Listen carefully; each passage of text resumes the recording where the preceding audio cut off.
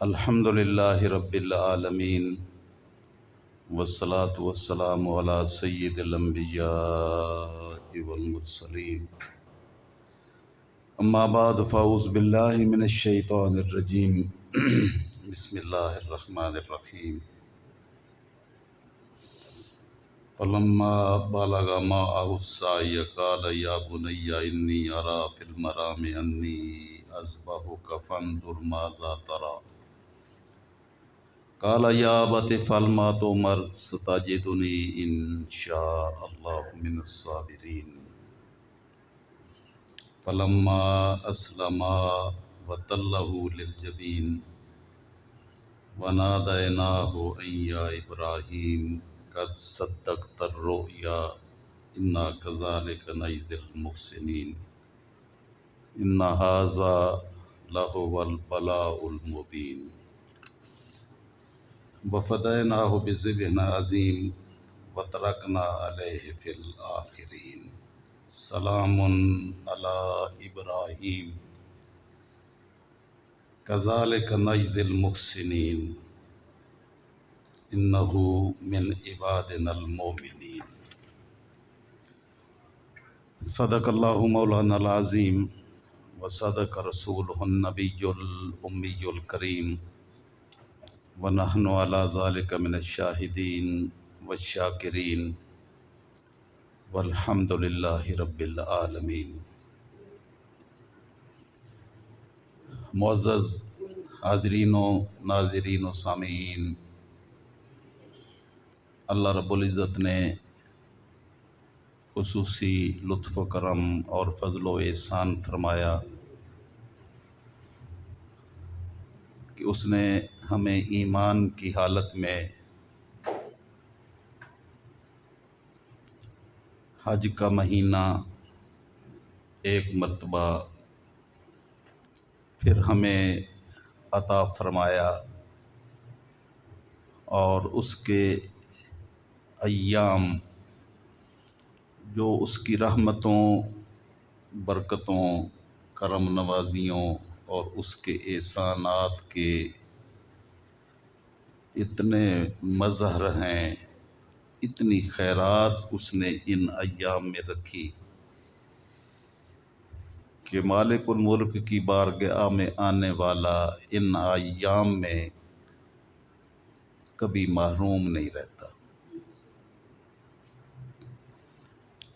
پچھلے خطبات جمعۃ المبارک میں نے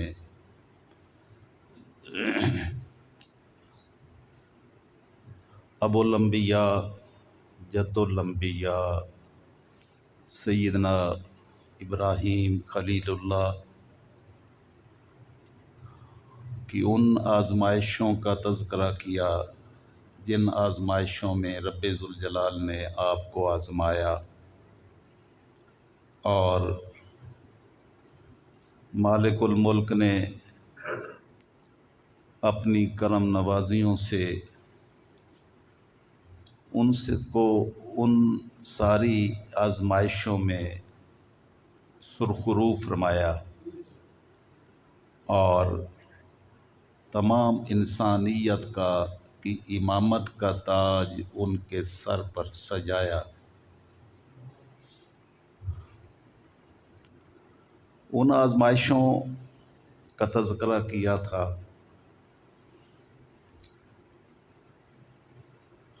اور وہ آزمائشیں مالک الملک جو اپنے بندوں پر ڈالتا ہے ان کو پھر ان میں استقامت کی توفیق بھی عطا فرماتا ہے۔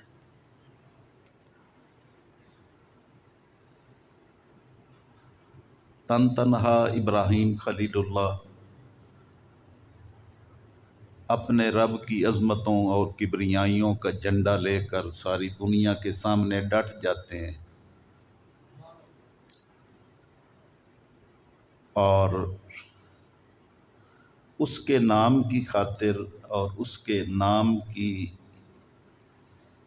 کبریائی اور اپنی بندگی کے اظہار عبودیت کی خاطر آگ میں جانا بھی قبول کر لیتے ہیں۔ تو مالک الملک کائنات کا نظام ہی چینج کر دیتا ہے،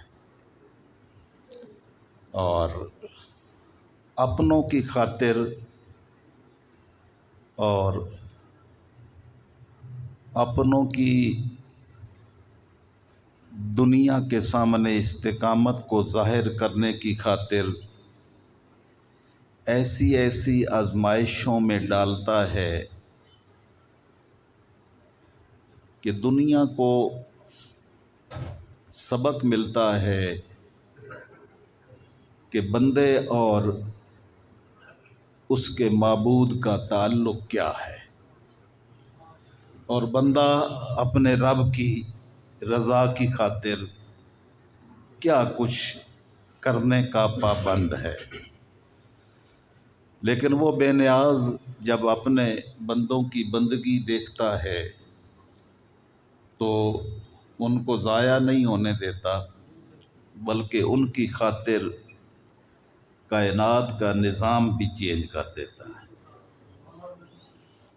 آگ جو جلانے کا کام کرتی ہے، وہ مالک الملک اپنے بندوں کی خاطر اس کو گل و گلزار کر دیتا ہے،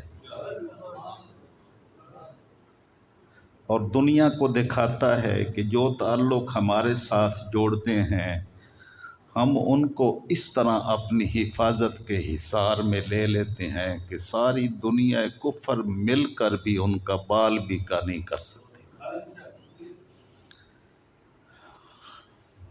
نار نمرود کا تذکرہ کیا پچھلی گفتگو میں۔ مالک الملک نے جو انہوں نے اپنے رب کی بارگاہ سے مانگ کے بیٹا لیا، سورہ صافات میں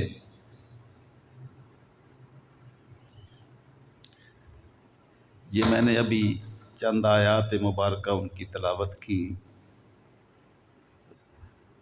ذرا پچھلی ایک اور آزمائش کہ جس کو اللہ کی بارگاہ سے مانگ کے لیا، وہ ابھی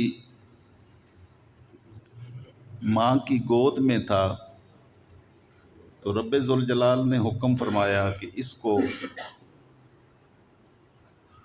میری خاطر میرے گھر کے پاس چھوڑا ہے۔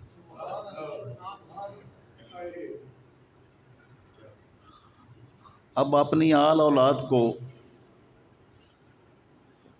کوئی چٹیل میدانوں میں تو نہیں چھوڑتا،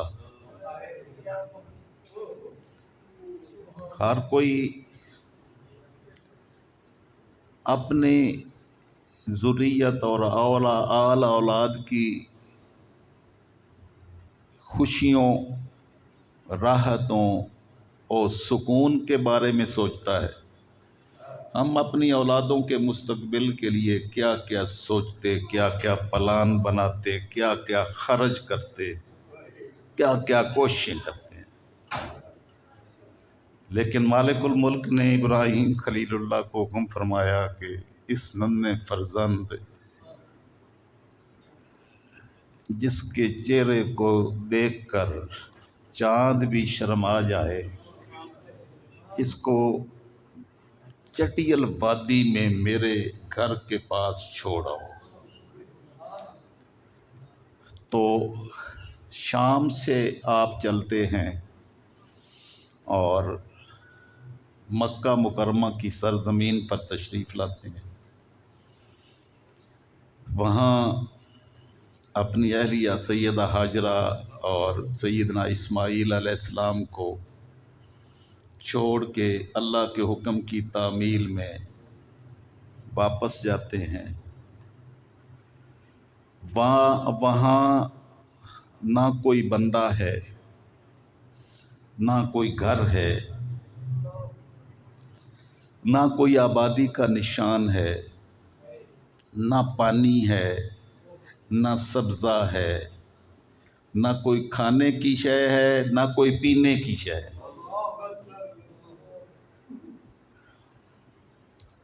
اس بے سر و سامانی کے عالم میں اللہ کا خلیل اپنے رب کے حکم کی تعمیل میں اپنی اہلیہ کو اور اپنے شہزادے اسماعیل علیہ السلام کو تنہا چھوڑ کے واپس شام کی طرف رخ کرتے۔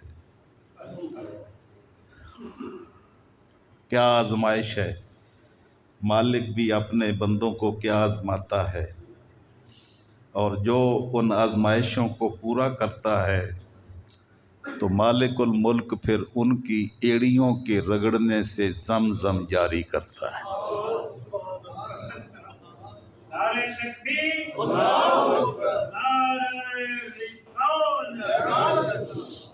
جبریل امین پر ماریں اور چشمہ جاری ہو، یا ابراہیم خلیل اللہ کے شہزادے پاؤں کی ایڑی ماریں اور زمزم جاری ہو، ایک ہی بات ہے۔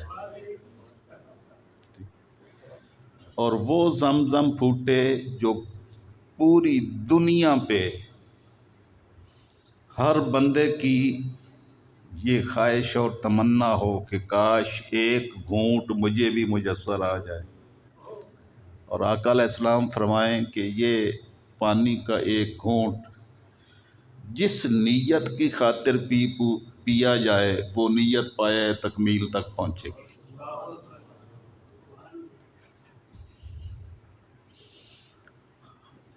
تو اصل تو مالک کے بندوں کی ادائیں ہیں جو زمزم میں نظر آتی ہیں۔ ظاہر من پینے میں پانی نظر آتا ہے، حقیقتاً اس میں اسماعیل علیہ السلام کی ایڑیوں کی خوشبو نظر آتی ہے۔ تو مالک الملک اپنوں کو ضائع نہیں ہونے دیتا، اور میں نے اسی پر یہ گفتگو کی تھی کہ وہاں آپ نے یہ دعا مانگی تھی کہ باری تعالیٰ ربنا انی اسکنت من ذریتی بواد غیر ذی زرع عند بیتک المحرم، تیرے گھر کے پاس میں نے اپنی اولاد کو چھوڑا ہے، ذریت کو چھوڑا ہے۔ ربنا لیقیموا الصلاۃ، ہمارے رب تاکہ وہ نماز قائم کرے، وارزقہم من الثمرات لعلہم یشکرون، اور پھر ان کے کھانے پینے کا بھی اہتمام کرنا۔ تو اور پھر لوگوں کے دلوں کو اس طرح سے محبت سے سرشار کر دے، ان کی محبت سے سرشار کر دے کہ وہ ان کی محبت میں یہاں پوری دنیا سے کھچے چلے آئیں، کھچے چلے آئیں۔ یعنی پیسے ہوں یا نہ ہوں، دل ہر وقت کھنچتا رہے کہ باری تعالیٰ کب وہ لمحہ آئے کہ ہمیں بھی اس جگہ کی زیارت نصیب ہو۔ تو جہاں اللہ کے مقبول ہوتے ہیں، ان مقبولوں کی بارگاہیں اللہ کو اتنی پسند ہیں کہ ان کی محبت ان لوگوں کے دلوں میں ڈال کر کھچے چلے آنے کا منظر مالک مختلف مقامات پر پیش فرماتا ہے۔ چنانچہ تہوی الیہم فجعل افئدۃ من الناس، کہ باری تعالیٰ لوگوں کے دلوں کو اس طرح بنا دے کہ وہ ادھر ان کی طرف کھچے چلے آئیں۔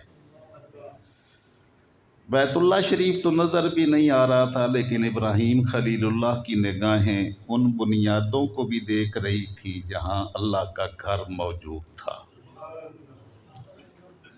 تو مالک الملک اس حال میں بھی پھر بے آسرا نہیں چھوڑتا، بلکہ اتنا نوازتا ہے کہ ساری دنیا کی رعنائیاں، ساری دنیا کے کمالات وہاں ایسے رکھ دیا ہیں کہ اس جیسی سرزمین پوری کائنات میں نہیں ہے۔ اور کھنچے چلے آتے ہیں لوگ اس جگہ کی زیارت کے لیے۔ تو آپ کی دعا کو اللہ نے قبول فرمایا اور زمزم جاری ہوا تو قافلے آ کے رکنے لگے، پھر گھر بھی بننے لگے، آبادیاں بھی ہونے لگیں۔ ابراہیم خلیل اللہ بھی شام سے کبھی کبھی تشریف لاتے کہ جو پودا لگایا ہے کہاں تک پہنچا ہے۔ تو ایک مرتبہ آپ اپنے گھر تشریف لائے، آپ کے گھر میں تشریف لائے، تو یہ بات کی بات ہے، پہلے ابھی چھوٹے تھے تو ایک اور آزمائش سے گزارا مالک الملک۔ بس اس کو صرف اس لیے تذکرہ کرنا ہے کہ اللہ کے نبی نے تربیت کیا کی۔ تو آپ تشریف لاتے وقتاً فوقتاً، تو صبح شام سے چلتے، ان کی زیارت اور حال احوال پوچھ کے دیکھ کے شام کو واپس شام ملک میں پہنچ جاتے ایک ہی دن میں۔ تو ایک مرتبہ آپ آئے تو آپ گھر پہ نہیں تھے، ان کی اہلیہ تھیں، اور آپ نے پوچھا بھئی اسماعیل کہاں ہیں؟ تو کہا وہ شکار کو گئے ہوئے ہیں۔ آپ نے پوچھا حالات کیسے ہیں؟ تو انہوں نے کہا بڑی مشکلات ہیں۔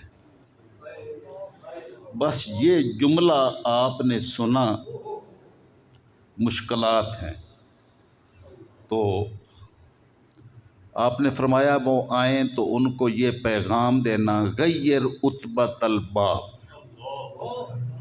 اپنے گھر کی دہلیز کو تبدیل کرتے ہیں۔ آپ واپس چلے گئے۔ جب ابراہیم خلیل سیدنا اسماعیل ذبیح اللہ آئے تو فضائیں معطر ہوتی تھیں، فضاؤں کی خوشبوئیں بتاتی تھیں کہ ابراہیم خلیل اللہ آئے ہیں۔ تو آپ نے پوچھا کوئی آئے تھے؟ تو انہوں نے بتایا، گھر والوں نے، ہاں ایک بزرگ آئے تھے۔ تو پوچھا کیا کہا؟ کچھ بات کی تھی، بتایا کہ انہوں نے یہ جملہ کہا ہے۔ تو آپ نے پوچھا بھی کیا بات ہوئی تھی؟ انہوں نے سارا ماجرا سنایا۔ تو انہوں نے فرمایا کہ میرے والد گرامی اللہ کے خلیل یہ پیغام دے کے آئے ہیں کہ میں تمہیں طلاق دے دوں، کہ خلیل اللہ کے گھر میں ایسا بندہ نہیں رہ سکتا جو شکوہ زبان پہ لے آئے، بلکہ ہر تکلیف کو خوشی کے ساتھ برداشت کرنا یہ خلیلی بارگاہ کا اس کی اصل پہچان ہے۔ اب اس سے پہلے یہ واقعہ ہو چکا تھا، یہ جو میں نے ابھی آپ کو سورہ صافات کی آیات مبارکہ سنائی ہیں، رب ہب لی من الصالحین۔ اب اس پوری پچھلے پس منظر کو اللہ نے بیان کیا کہ آپ نے دعا کی اللہ کی بارگاہ میں کہ باری تعالیٰ مجھے صالح اور نیک بچہ عطا فرما، فبشرناہ بغلام حلیم، تو ہم نے آپ کو ایک حلم والا بیٹا عطا کیا۔ فلما بالغ معہ السعی، جب وہ اتنا بڑا ہو گیا کہ وہ آپ کے ساتھ دوڑ دھوپ میں حصہ لے سکے، قالا یا بنیا، تو مالک الملک نے پیغام بھیجا خواب میں، اور خواب میں دکھایا کہ آپ اپنے بیٹے کو ذبح کر رہے ہیں۔ قالا، آپ نے ارشاد فرمایا، یا بنیا، اے پیارے بیٹے، انی ارا فی المنام، میں خواب میں دیکھ رہا ہوں، انی اذبحک، کہ میں آپ کو ذبح کر رہا ہوں۔ فانظر ماذا ترى، اب آپ بتائیں کہ آپ کی رائے کیا ہے۔ نبی کا خواب بھی وحی الہی ہوتا ہے، تو آپ کو اللہ پاک نے گویا حکم دیا کہ یہ اس بیٹے کو میری راہ میں قربان کر دیں۔ باتیں جتنی مرضی کر لیں، لیکن دنیا میں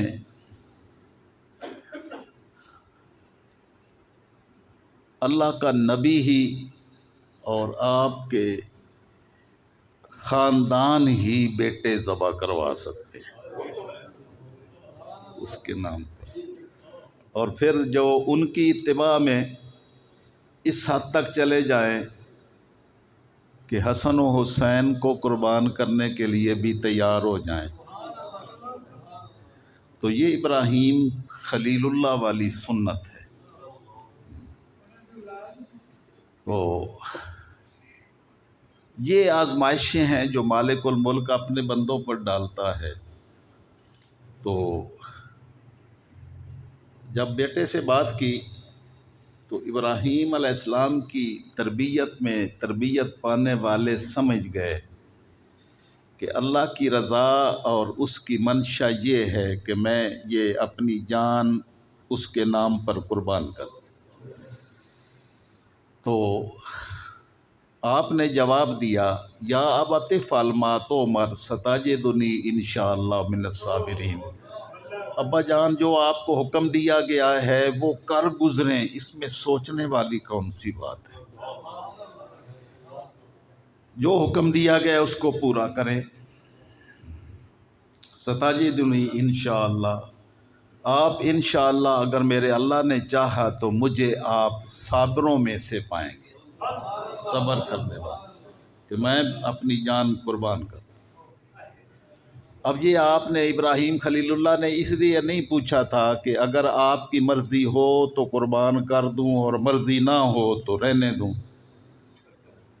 اس کے لیے نہیں کہا تھا، بلکہ اس لیے پوچھا تھا کہ جو میں کام کرنے لگا ہوں نا اللہ کے حکم کی تعمیل میں، اس میں اسماعیل میرا شہزادہ بھی نیتاً شامل ہو جائے،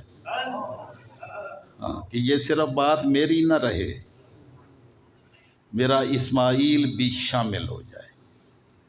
چنانچہ آپ نے کہا کہ اب اجان آپ فوراً کر گزریں جیسے آپ کو حکم دیا گیا ہے۔ فلما اسلما، جب دونوں سر تسلیم خم کر کے چل پڑے تو وہاں مینا میں جہاں آج حاجی جمع ہوئے ہیں، آج حاجی سارے جمع ہو رہے ہیں مینا میں، ظہر کی نماز وہاں ادا کرنی ہے سارے حاجیوں نے، پوری دنیا سے آئے ہوئے لوگ اپنی ساری شناختیں بھلا کر، شناختیں، کوئی ٹوپی پہنتا ہے، کوئی پگڑی پہنتا ہے، کوئی جبہ پہنتا ہے، کوئی شلوار قمیض پہنتا ہے، کوئی پینٹ کوٹ پہنتا ہے، کوئی کسی لباس میں، کوئی ہر علاقے سے پوری دنیا کے لوگ اپنی شناختیں بھلا کر جہاں ابراہیم و اسماعیل اپنے رب کے حکم کی تعمیل کے لیے گئے تھے وہاں آج حاضری دے رہے ہیں۔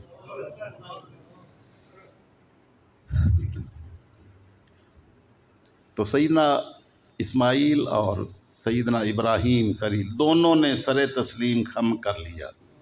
فلما اسلما، جب انہوں نے اپنے رب کے حکم کی تعمیل میں سر تسلیم خم کر لیا اور تیاری پوری ہو گئی، وَتَلَّهُ لِلْجَبِينِ،